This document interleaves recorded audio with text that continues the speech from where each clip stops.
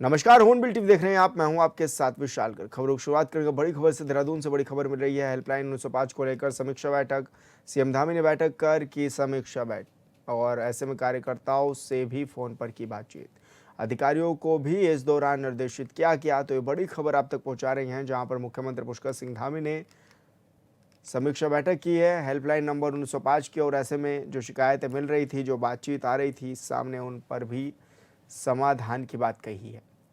इस दौरान शिकायतकर्ताओं से फ़ोन पर बात भी की है, उनकी समस्याओं को जाना भी है और साथ ही अधिकारियों को दिशा निर्देश भी इस दौरान दिए गए। तो तमाम अधिकारी इस दौरान मौजूद भी रहे। मुख्यमंत्री पुष्कर सिंह धामी ने अहम बैठक ये की है 1905 हेल्पलाइन नंबर को लेकर और ऐसे में जो शिकायतें मिल रही थी उनके निस्तारण को लेकर भी दिशा निर्देश अधिकारियों को किया है। साथ ही शिकायतकर्ताओं से भी बातचीत मुख्यमंत्री पुष्कर सिंह धामी ने की है, उनके समस्याओं को भी जाना है और उनके निस्तारण के लिए भी निर्देशित किया है। तो आज अधिकारियों के साथ बैठकर मुख्यमंत्री पुष्कर सिंह धामी ने हेल्पलाइन नंबर 905 की समीक्षा बैठक की है। जन समस्याओं के समाधान में किसी भी स्तर पर लापरवाही बर्दाश्त नहीं की जाएगी, ये बात भी कही गई है। शिकायतकर्ताओं से फ़ोन पर बात मुख्यमंत्री धामी की ओर से की गई है।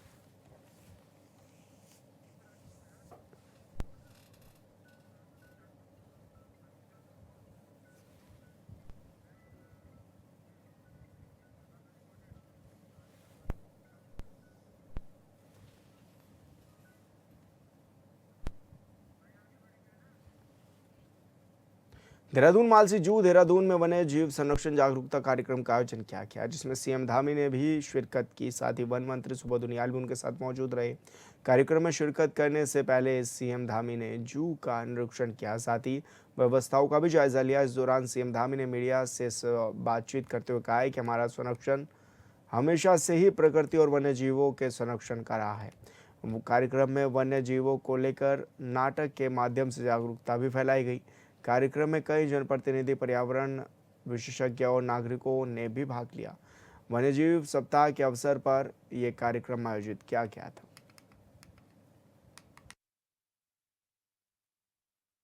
पर्यटकों की सुविधाओं को ध्यान में रखने के साथ साथ हमारी सरकार वनों के प्राकृतिक स्वरूप को अक्षुण्ण बनाए रखने, वन्य जीवों की सुरक्षा के लिए भी प्रतिबद्ध होकर काम कर रही है।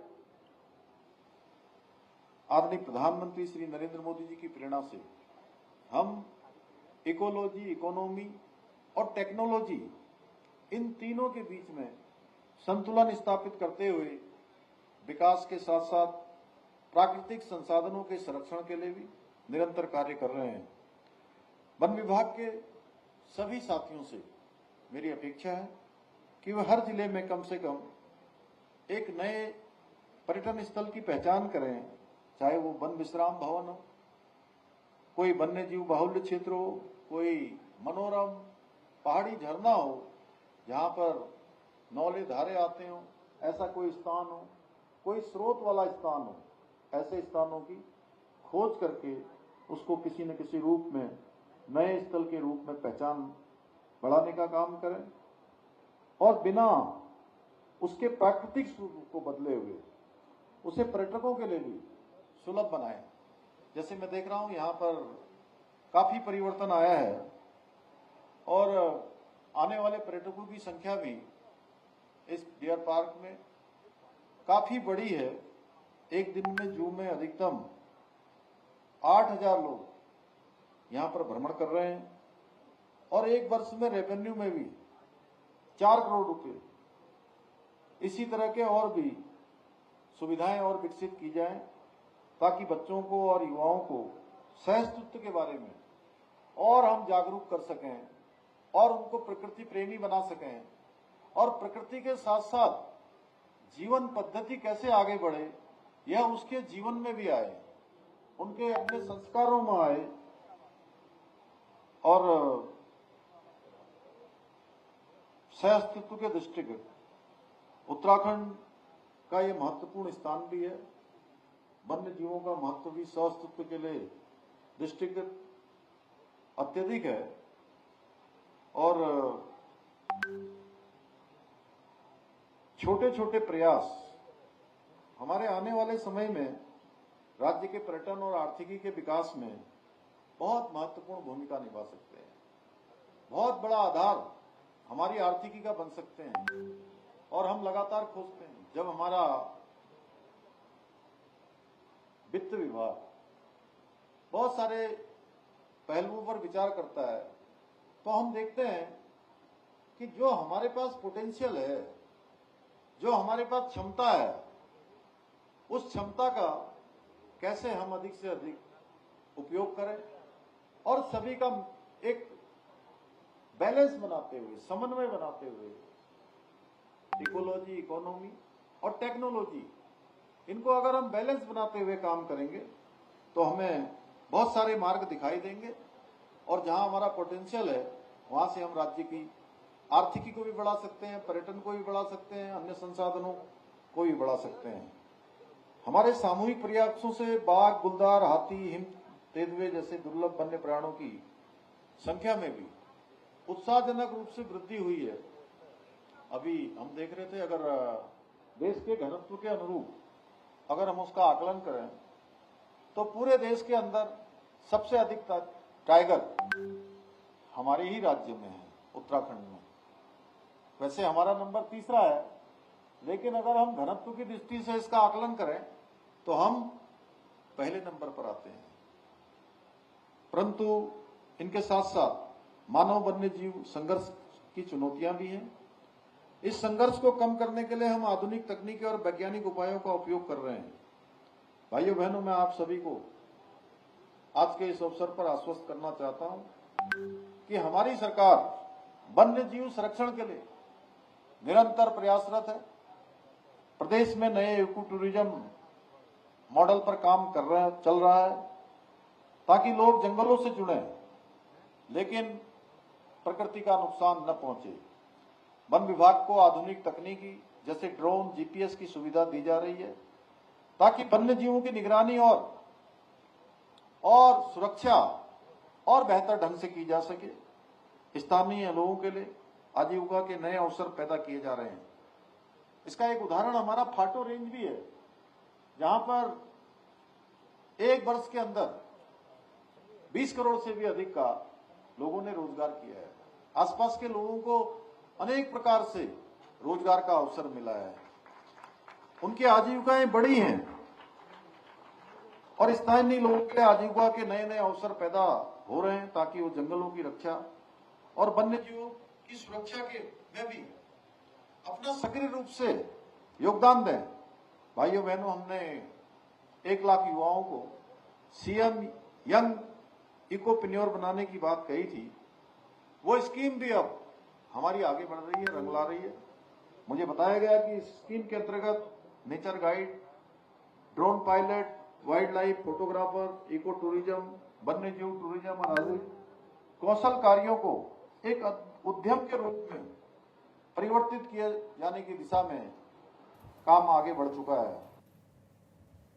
मुख्यमंत्री पुष्कर सिंह धामी ने कहा है कि उत्तराखंड वन्यजीव और पर्यावरण की दृष्टि से देश में अग्रणी है, जहां 70% से अधिक भूभाग वनों से आच्छादित है और कई राष्ट्रीय उद्यान व संरक्षित क्षेत्र मौजूद हैं। उन्होंने स्वीकार किया है कि राज्य में समय समय पर मानव वन्यजीव संघर्ष की घटनाएं होती रहती हैं, जिसमें लोगों की जान भी जाती है। इस संदर्भ में सीएम धामी ने बड़ा ऐलान करते हुए कहा है कि अब पीड़ित परिवारों को क्षतिपूर्ति की राशि 4 लाख से बढ़ाकर 10 लाख रुपए कर दी जाएगी, जिसे वन विभाग सीधे प्रभावित परिवारों तक पहुंचाएगा।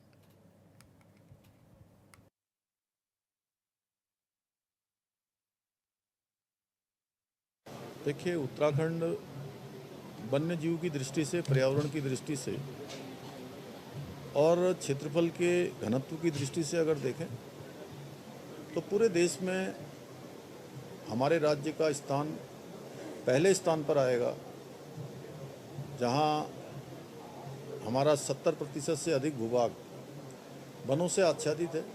यहाँ पर नेशनल पार्क हैं, अन्य हमारे वन्य जीव क्षेत्र हैं, बड़े बड़े वन हैं। तो यहाँ पर वन्य जीवों की संख्या भी अत्यधिक है। और हमारा वन्यजीव सप्ताह प्रारंभ हुआ है। उसके दृष्टिगत बीच बीच में हमारे यहाँ मानव वन्यजीव संघर्ष भी हमेशा होता रहा है। उसके कारण से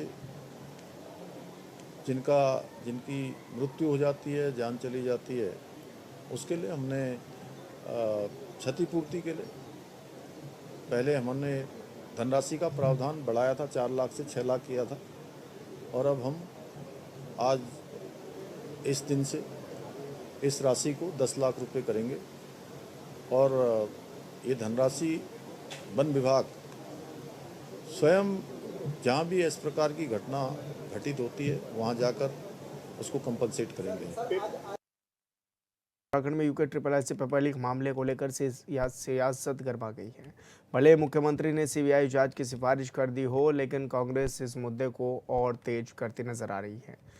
प्रदेश कांग्रेस अध्यक्ष करण माहरा के नेतृत्व में भारी संख्या में कार्यकर्ता आज CM आवास कूच के लिए पहुंचे और हंगामा भी इस दौरान किया गया। कांग्रेस ने मांग की कि हाई कोर्ट के सिटिंग जज की निगरानी में CBI से जांच कराई जाए, यूके SSS अध्यक्ष को पद से हटाया जाए और रद्द पेपर की दोबारा परीक्षा कराई जाए। माहरा ने आरोप लगाया है कि वर्तमान अध्यक्ष मर्तोलिया के रहते निष्पक्ष जांच संभव नहीं है, जबकि 2022 में पूर्व अध्यक्ष S राजू ने इस्तीफा दे दिया था।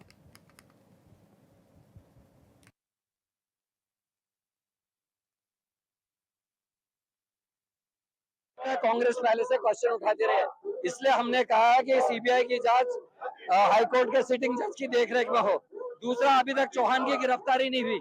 2022 में S राजू ने इस्तीफा दिया था, लेकिन अभी तक जो वर्तमान अध्यक्ष है मर्तोलिया, उसका इस्तीफा नहीं हुआ। मर्तोलिया के रहते हुए जांच प्रभावित होगी, इसलिए हम उसका इस्तीफा मांग रहे। इलेक्शन कमिश्नर का बर्खास्तगी होनी चाहिए। हाई कोर्ट के बाद सुप्रीम कोर्ट ने 2 लाख रुपए का अर्थदंड लगा के साबित कर दिया है कि उत्तराखंड इलेक्शन कमीशन ने धांधली की है और कानून का पालन नहीं किया। इसलिए ऐसे व्यक्ति को एक दिन भी पद में बने रहने का हक नहीं है, उसकी बर्खास्तगी करनी होगी धामी को। चौगानपाटा से शुक्रवार को शहीद सम्मान यात्रा का शुभारंभ केंद्रीय राज्य रक्षा मंत्री अजय टम्टा ने हरी झंडी दिखाकर रवाना भी किया है।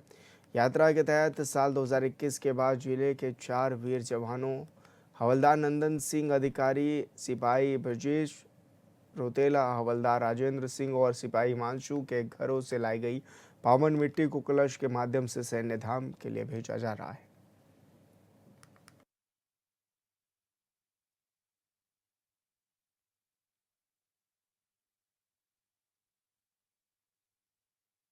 शहीद सम्मान यात्रा 2 के रूप में पूरे प्रदेश में ये यात्रा का संचालन हो रहा है। अल्मोड़ा जनपद में जो 2021 के बाद 4 सैनिकों के घरों के आंगन की मिट्टी कलश में संग्रहण की है। यह यात्रा यहाँ से लैंसडाउन जाएगी और लैंसडाउन के बाद वही शहीद सम्मान के साथ हमारे शहीद सम्मान इस यात्रा के माध्यम से देहरादून में जो स्मारक बनाया है उसमें स्थापित किए जाएंगे। आज के इस कार्यक्रम में आप सबके ध्यान में माता पिता भी दोनों। यूके SSS मामले को लेकर कांग्रेस के आरोपों पर बीजेपी प्रदेश मीडिया प्रभारी मनवीर चौहान ने तंज कसा है। उन्होंने कहा है कि कांग्रेस की हमेशा से दूसरों की कढ़ाई में पकौड़े तलने की आदत रही है। यूके SSS मामले को लेकर युवाओं की ओर से किए आंदोलन में युवाओं की भावनाओं को समझते हुए मुख्यमंत्री धामी ने CBI जांच की मांग को स्वीकार किया है, जिसके चलते युवाओं ने आंदोलन को खत्म किया है।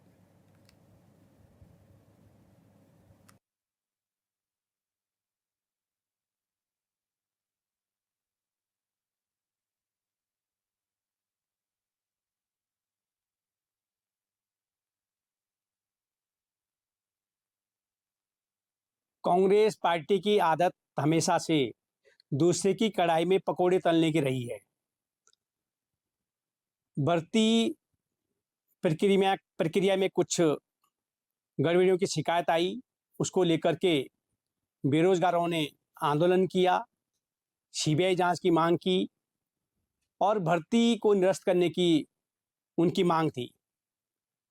इसको लेकर के बेरोजगारों की जन भावनाओं के अनुरूप उनकी भावनाओं को समझते हुए मुख्यमंत्री माननीय पुष्कर सिंह धामी जी ने CBI जांच की मांग को स्वीकार करते हुए उसकी संस्तुति दी है और बेरोजगारों के द्वारा आंदोलन को समाप्त किया गया, जिस कारण कांग्रेस पार्टी और कांग्रेस पार्टी के नेता परेशान हैं, हैरान हैं।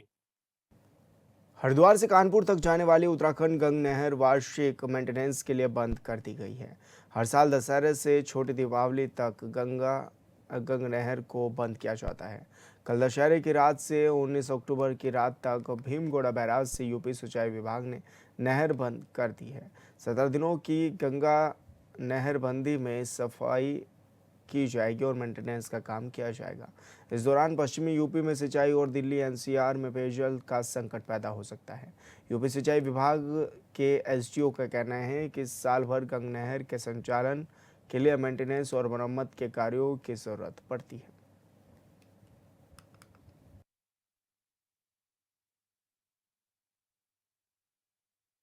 हर बार दशहरे को नहरबंदी की जाती है जो छोटी दिवाली तक चलती है।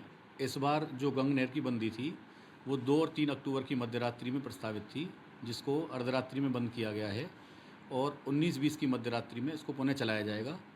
जहाँ तक मेंटेनेंस का प्रश्न है, इसमें ये नहर साल भर चलती है। कांवड़ मेला आता है, कांवड़ियों की कांवड़ के टुकड़े, श्रद्धालु आते हैं, कुछ कपड़े छूट जाते हैं, उसके टुकड़े, कूड़े के बड़े बड़े अंबार लग जाते हैं। इस बार बारिश ज़्यादा हुई है, सिल्ट की मात्रा ज़्यादा आई है, तो सिल्ट की बड़ी बड़ी ठेक होंगी। किनारों के किनारे क्षतिग्रस्त। हरिद्वार के कनकल थाना क्षेत्र में युवक की हत्या के आरोपी 3 दोस्तों को पुलिस ने धर दबोचा। 19 सितंबर की शाम कनकल थाना क्षेत्र की दयाल एनक्लेव कॉलोनी के रहने वाले सुमित चौधरी की गोली मारकर हत्या कर दी गई थी। हत्या का आरोप सुमित चौधरी के ही 3 दोस्तों पर लगा था। मृतक के परिजनों की शिकायत पर आरोपियों के खिलाफ मुकदमा दर्ज किया गया था, जिसके बाद पुलिस ने आरोपियों की तलाश शुरू कर दी थी।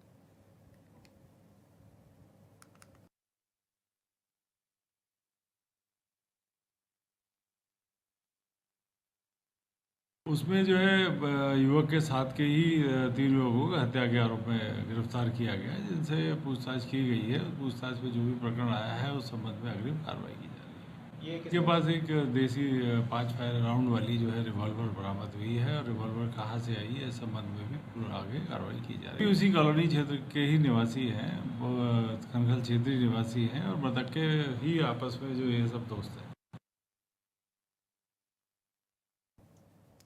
मां मनसा देवी मंदिर के पैदल मार्ग पर पुनः कारोबार की अनुमति की मांग को लेकर स्थानीय लघु व्यापारियों ने 1 दिवसीय धरना प्रदर्शन किया है। लघु व्यापार एसोसिएशन के प्रांतीय अध्यक्ष संजय चोपड़ा के नेतृत्व में हुए इस आंदोलन के दौरान व्यापारियों ने मुख्यमंत्री पुष्कर सिंह धामी से न्यायपूर्ण समाधान की मांग उठाई है। संजय चोपड़ा ने कहा है कि मां मनसा देवी भगदड़ प्रकरण को 3 महीनों से अधिक समय गुजर चुका है, लेकिन अतिक्रमण के नाम पर हटाए गए फूल प्रसाद विक्रेताओं को अब तक कारोबार दोबारा शुरू करने की अनुमति नहीं दी गई है। उन्होंने इसे स्थानीय परिवारों के लिए जीवन यापन का बड़ा संकट बताया और इसे अन्यायपूर्ण करार दिया है।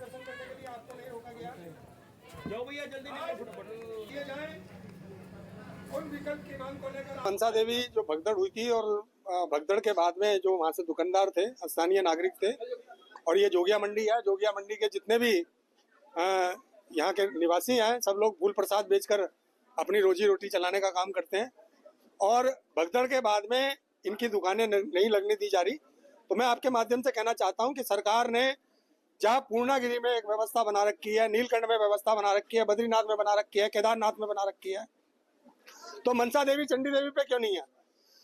तो आने वाले दिनों में जो हमारे स्थानीय व्यापारी हैं उनके लिए विकल्प दिया जाए, चाहे वो जाने के मार्ग पर दुकानें बनाई जाए, चाहे आने के मार्ग पर दुकानें बनाई जाए। उनको अधिकारी लाख दावे क्यों ना कर ले, लेकिन कई जगह ये दावे खोखले नजर आ रहे हैं। कुछ ऐसे ही नजारा है जिला उधम सिंह नगर के जसपुर विधानसभा क्षेत्र के गांव का, जहां पता ही नहीं चलता है कि यहाँ गड्ढों में सड़कें हैं या फिर सड़कों में गड्ढे।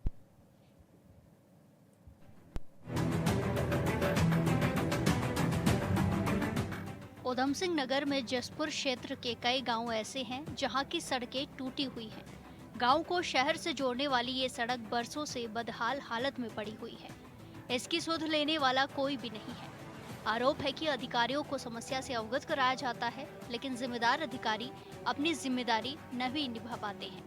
ग्रामीणों की माने तो हल्द्वां गांव के जसपुर शहर से जोड़ने वाली सड़क बरसों से बदहाल पड़ी हुई है। हमारी रोड बहुत ही ज़्यादा खस्ता हालत में है।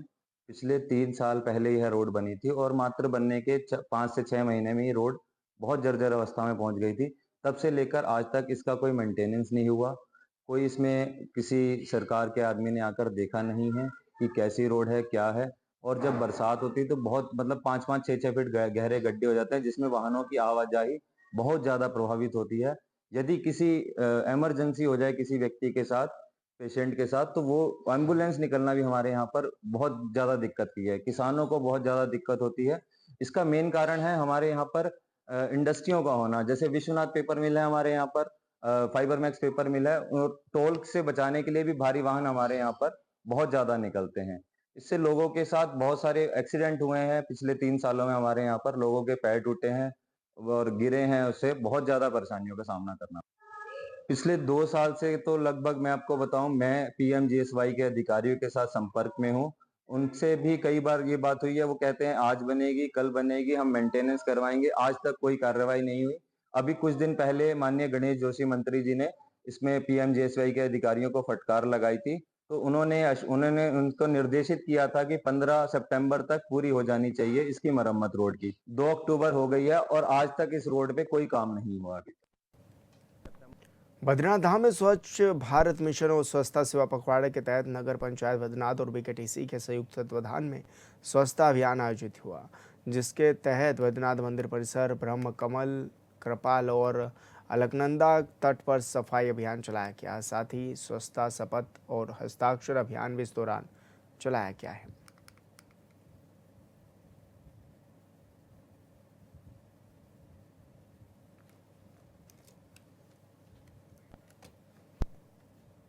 और फिलहाल इस बुलेटिन में मेरे साथ इतना ही। आप देखते रहिए हॉर्नबिल टीवी। नमस्कार।